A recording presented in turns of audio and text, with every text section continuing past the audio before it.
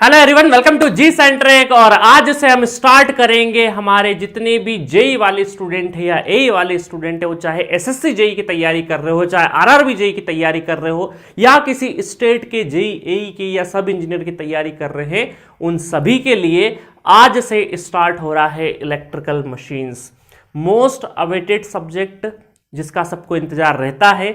और साथ में मोस्ट वेटेज वाला सब्जेक्ट, जितने भी आपके इलेक्ट्रिकल से जुड़े हुए जितने भी एग्जाम्स आते हैं, चाहे वो गेट एग्जाम हो जाए, इंजीनियरिंग सर्विसेज एग्जाम हो जाए, जेई हो जाए, एई हो जाए, तमाम तरह के, चाहे सब इंजीनियर का एग्जाम हो जाए, सभी जगह पे जहां पर अगर आपको टेक्निकल एबिलिटी पूछी है और आपसे इलेक्ट्रिकल मशीन सिलेबस में है, और जाहिर सी बात है टेक्निकल एबिलिटी में भाई इलेक्ट्रिकल इंजीनियर के लिए इलेक्ट्रिकल मशीन सिलेबस में नहीं होगा तो क्या होगा, तो इलेक्ट्रिकल मशीन से बहुत ज्यादा क्वेश्चंस आपसे पूछे जाते हैं। एक सब्जेक्ट और होता है पावर सिस्टम, उसकी आज हम चर्चा नहीं कर रहे हैं, आज हम सिर्फ इलेक्ट्रिकल मशीन की चर्चा कर रहे हैं।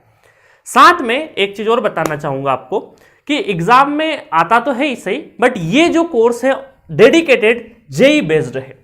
गेट का यहां पे कोई भी डिस्कशन नहीं होगा। गेट एग्जाम के लेवल का ऑलरेडी इलेक्ट्रिकल मशीन मैंने जी सेंटर के ऐप पे अपलोडेड कर दिया है, जिसमें ऑलमोस्ट 110 घंटे हम लोगों ने पढ़ाया है और बहुत बढ़िया तरीके से उसको डील करा है। तो जो भी स्टूडेंट इस वीडियो को देख रहे हैं और गेट की तैयारी करना चाह रहे हैं या इंजीनियरिंग सर्विसेज की कुछ हद तक तैयारी करना चाह रहे हैं, तो वो student already G centric app पर इलेक्ट्रिकल मशीन अवेलेबल है, उसको अवेल कर सकते हैं।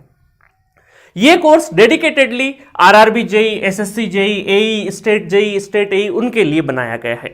अब सर दोनों में अंतर क्या होता है? दोनों में अंतर देखो, कॉन्सेप्चुअली कुछ भी अंतर नहीं होगा भाई, प्रिंसिपल में तो अंतर नहीं हो सकता है कि ऐसा तो होगा नहीं कि गेट के लिए अलग इलेक्ट्रिकल मशीन होता है या जेई के लिए अलग इलेक्ट्रिकल मशीन होता है। मशीन वही का वही है, बस क्वेश्चन पूछने के तरीके में डिफरेंस होता है ना। क्योंकि क्या होता है, जितने भी जेई एग्जाम्स होते हैं वहां पर बहुत कम टाइम का फॉर्मेट होता है, कम टाइम में आपको ज्यादा क्वेश्चन करने होते हैं, तो जाहिर सी बात है क्वेश्चंस का लेवल भी आपको क्या रहेगा, थोड़ा सा कम रहेगा। अब क्वेश्चन का लेवल कैसे पता करें? जस्ट लाइक एक एग्जांपल मैं आपको बताता हूं, जैसे ट्रांसफार्मर चल रहा है, तो ट्रांसफार्मर में अगर वोल्टेज रेगुलेशन का या एफिशिएंसी का क्वेश्चन आएगा, तो गेट एग्जामिनेशन में क्वेश्चन कैसा आता है, आपको न्यूमेरिकल अप्रोच वाला आता है। न्यूमेरिकल अप्रोच से मतलब है कि कम से कम 4-5 स्टेप आपको जाना पड़ेगा और कैलकुलेट करना पड़ेगा, क्योंकि वहां पर 3 घंटे में मात्र 55 क्वेश्चन टेक्निकल वाले करने होते हैं। इसीलिए वहां पर क्या होता है, आपको क्वेश्चंस थोड़ा सा अच्छा दिया जाता है। अब बात करें जेई में, सर उसी टॉपिक से वोल्टेज रेगुलेशन से या एफिशिएंसी से वही क्वेश्चंस आपका 1 लाइनर या 2 लाइनर या ज्यादा से ज्यादा कैलकुलेशन भी होगा, तो मुश्किल से 1 स्टेप 2 स्टेप से ज्यादा का कैलकुलेशन नहीं होगा। और मेजोरिटी ऑफ में कैलकुलेशन की भी जरूरत नहीं पड़ेगी, आपसे सिंपल ये पूछेंगे भाई जीरो वोल्टेज रेगुलेशन कौन सा पावर फैक्टर पे होता है, बस इतना सा पूछ लेंगे। बट यही क्वेश्चन गेट में नहीं पूछते हैं। बट क्या गेट वाला एस्पिरेंट ये चीज नहीं पढ़ता है? पढ़ता है, वो भी पढ़ता है, बट उसका वहां पर माइंडसेट न्यूमेरिकल वाला रहता है। बहुत थ्योरेटिकल पॉइंट्स को अगर वो नहीं भी ध्यान रखेगा या नहीं भी मगअप करके जाएगा या रट्टा मार के नहीं जाएगा या ध्यान रख के नहीं जाएगा, तो उसका कुछ नहीं होना है। वो ऑटोमेटिक वहां पर क्या होगा, उसको न्यूमेरिकल पे ज्यादा फोकस करना है। बट जेई एग्जाम्स में क्या है, छोटे छोटे पॉइंट, छोटे छोटे जो लेयर वाला, सरफेस वाला जो नॉलेज होता है, उसको बहुत जरूरी है, क्योंकि छोटी छोटी चीजें पूछी जाती है। ठीक है, तो तमाम दोनों एग्जाम में यही अंतर है। तो अभी तक क्या होता था कि इलेक्ट्रिकल मशीन जो मुझसे पढ़ते थे गेट वाले स्टूडेंट, वो उनका हमेशा डिमांड होता था, सर एक कोर्स ऐसा लेके आ जाओ जहां पर हम डेडिकेटेड, क्योंकि आपसे ट्यूनिंग बैठा हुआ है, फ्रीक्वेंसी मैच, तरीका पता है कहां पे किस तरीके से पढ़ाना है, बस आप थोड़ा सा फोकस कर दो उन पॉइंट्स पे जो डेडिकेटेड जेई या एई एग्जाम्स में आते हैं। तो हमने कोशिश भी करी और एक कोल इंडिया का कोर्स भी बनाया था बहुत पहले, और वहां पर हमने पूरे एमसीक्यू करवाए थे, वो भी बहुत सक्सेसफुली, बहुत सारे स्टूडेंट को उससे फायदा हुआ, और बहुत सारे जेई वाले स्टूडेंट वही कोर्स लेते भी थे हमारा अभी तक। तो अब आपको वो सब नहीं करना है, अब एक डेडिकेटेड कोर्स है जहां पे कंप्लीट थ्योरी आएगा, जहां पे मुझे जरूरत पड़ेगी जिस थ्योरी को वर्जन, हाँ डेरिवेशंस को हम थोड़ा सा स्किप करेंगे, बहुत डेप्थ में डेरिवेशन की जरूरत नहीं पड़ेगी मुझे। इस एग्जाम में जब आप कॉपी पेन लेके अपना एग्जाम में जाएं, कॉपी तो खैर होता नहीं आजकल, सीबीटी बेस्ड पेपर हो गए, कंप्यूटर स्क्रीन पे जब आप अपने एग्जामिनेशन हॉल में बैठे और ये सब्जेक्ट आप अगर मुझसे पढ़ के गए होंगे, तो मेरी कोशिश होगी 99% न्यूमेरिकल आपके बन जाए। 1% में इसलिए हमेशा रखता हूं क्योंकि हो सकता है उस दिन याद नहीं आए या हो सकता है आउट ऑफ सिलेबस आ जाए, है ना, क्योंकि 100% तो गॉड हो जाता है, तो हम लोग हमेशा 99% बोलेंगे। 99% क्वेश्चन आप वहां पर कंप्यूटर स्क्रीन पे जब बैठेंगे तो आपको लगेगा कि यार नोट्स कॉपी से उठ के आया है है ना। इसी तरीके से हम पढ़ाते हैं। और आपने अभी तक देखा होगा कि जितनी मैग्नेटिक सर्किट वाला जो हमने टॉपिक पढ़ाया अभी तक, या नेटवर्क वाला जो हिस्सा पढ़ाया है, बेसिक कॉन्सेप्ट वाला है पढ़ाया है, उसमें आपने देखा हो किस तरीके से हम जेई के क्वेश्चंस या एई के क्वेश्चंस या आरआरबी जेई के जो क्वेश्चंस होते हैं उनको डील कर रहे हैं।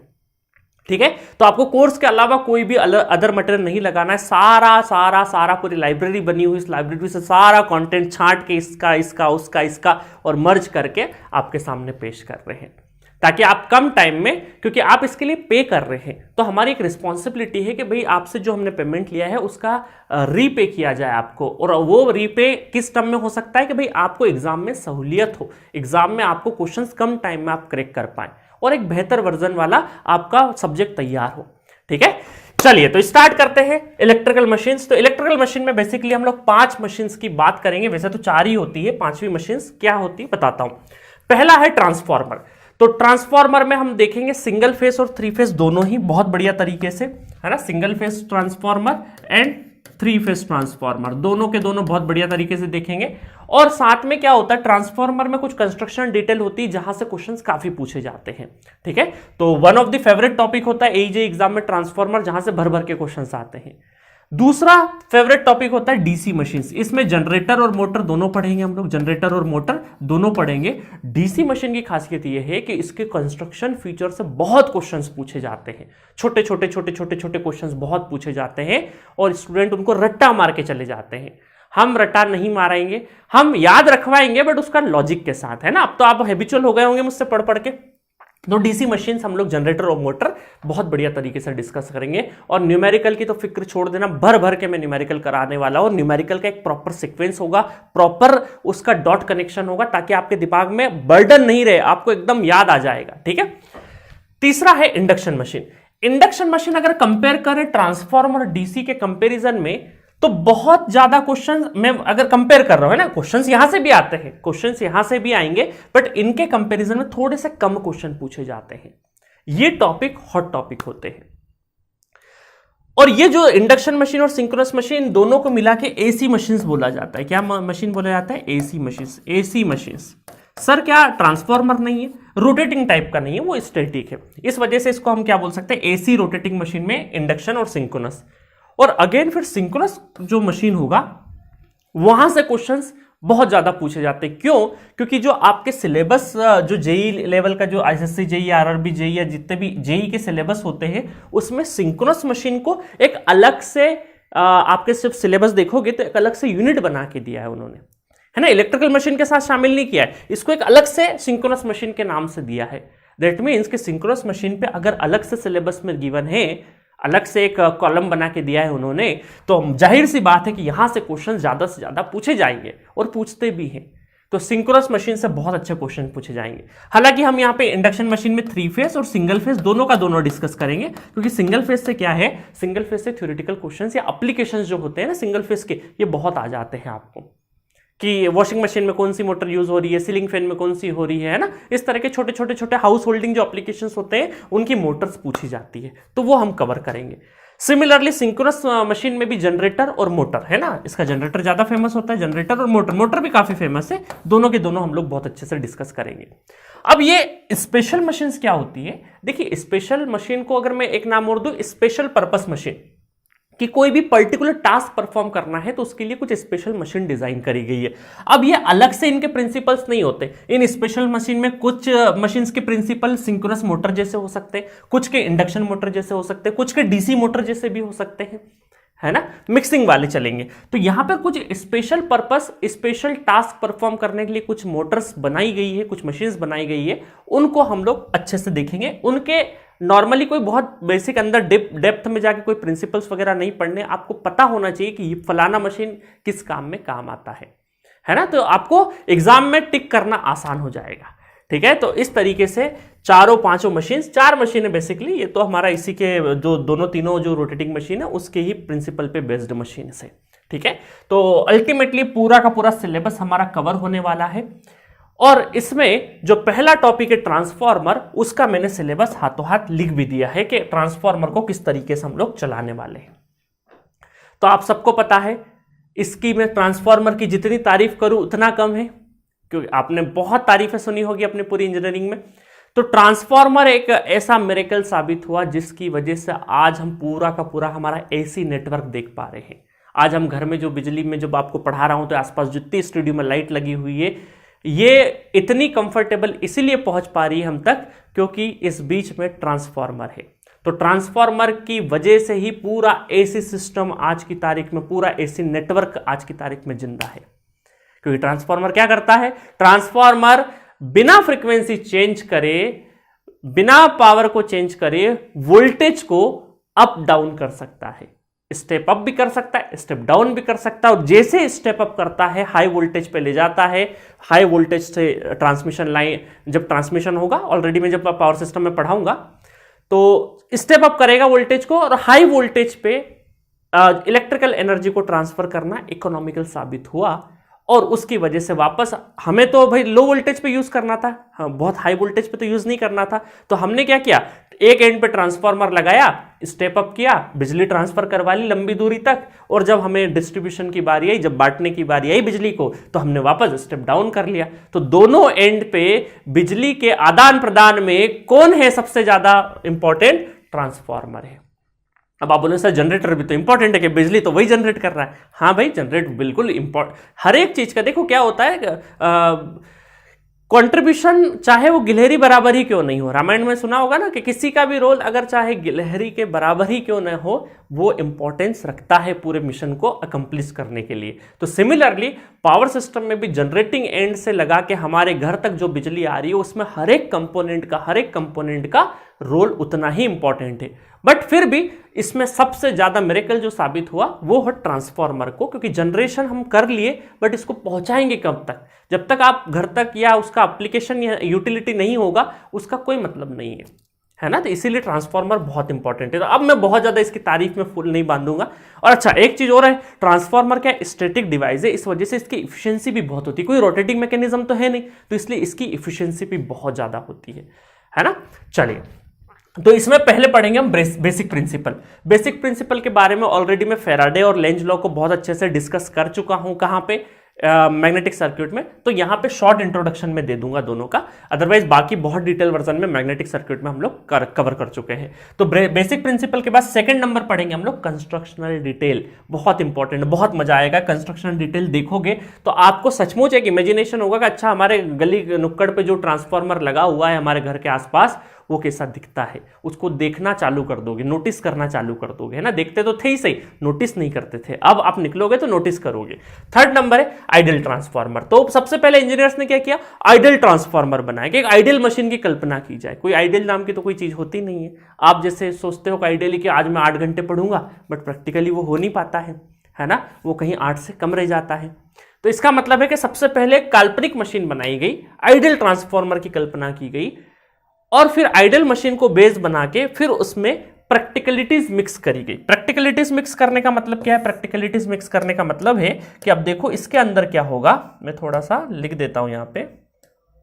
प्रैक्टिकलिटीज का मतलब है यहां पे कि यहां से रियल ट्रांसफार्मर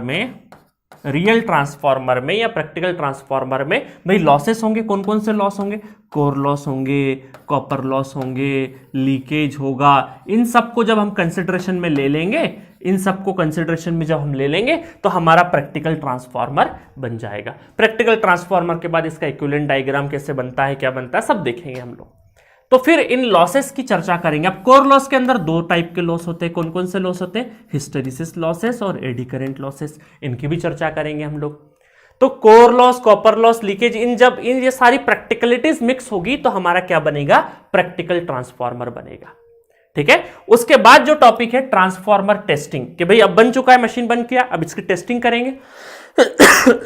क्योंकि कोई भी चीज बनती है अगर उसको बिना टेस्टिंग के आपको दे दिया जाए और फिर उसमें गड़बड़ हुई तो आप तो कंप्लेंट करोगे, है ना। तो इसीलिए मशीन बनने के बाद फिर हम इसकी टेस्टिंग करेंगे। इसके ऊपर open circuit test, short circuit test, Sumpner test, फलाना टेस्ट, सारे के सारे टेस्टिंग इस पे करेंगे हम लोग, है ना, और दुरुस्त तरीके से इसको देखेंगे।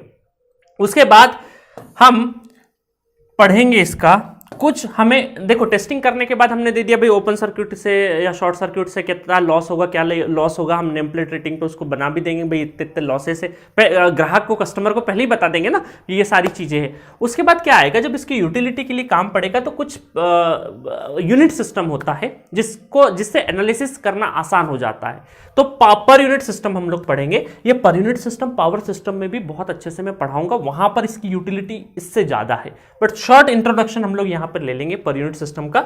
उसके बाद हम देखेंगे वोल्टेज रेगुलेशन क्या होता है, उसके बाद हम देखेंगे इफिशियंसी क्या होता है, ट्रांसफार्मर की इफिशियंसी कैसे कैलकुलेट करते हैं। तो यहां से भी ये दो टॉपिक बहुत इंपॉर्टेंट है, यहां से क्वेश्चंस बहुत आते हैं, ठीक है।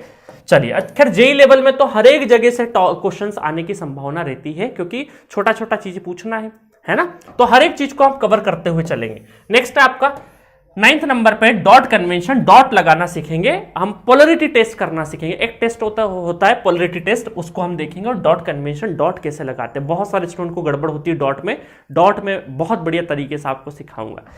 दूसरा है ऑटो ट्रांसफॉर्मर। डॉट सीखने के बाद ऑटो ट्रांसफॉर्मर सीखना बहुत आसान हो जाएगा आपके लिए, बहुत आसान मतलब बहुत आसान, और बहुत आसानी से यहां के आप क्वेश्चंस कर दोगे। 10th नंबर पे है पैरेलल ऑपरेशन, कि भाई अगर हमें कैपेसिटी बढ़ानी है तो एक ट्रांसफार्मर को दूसरे ट्रांसफार्मर से जब पैरेलल कनेक्शन करेंगे तो किन बातों का ध्यान रखना, उन बातों का ही क्वेश्चन बन के आपके एग्जाम में आ जाता है, तो ये पैरेलल ऑपरेशन पढ़ेंगे। 11th नंबर का है 3 फेज ट्रांसफार्मर। तो बहुत डेप्थ में क्वेश्चंस नहीं आएंगे, जैसे गेट वगैरह में क्या होता है, जो बड़ी एग्जाम्स होती है और भी उनमें 3 फेज ट्रांसफार्मर से बहुत डेप्थ वाला क्वेश्चन आता है, बट जेई लेवल पे बहुत डेप्थ में जाने की जरूरत नहीं है। और उसके बाद मिसलेनियस कुछ टॉपिक रह जाएंगे, जैसे 3 वाइंडिंग ट्रांसफार्मर हो गया, और भी कोई डायमेंशन रिलेटेड कुछ क्वेश्चंस या कुछ मिसलेनियस पॉइंट बचे रह गए इसके अलावा भी, तो वो मैं आखिरी में डाल दूंगा। तो इस तरीके से आपका ट्रांसफार्मर चलने वाला है।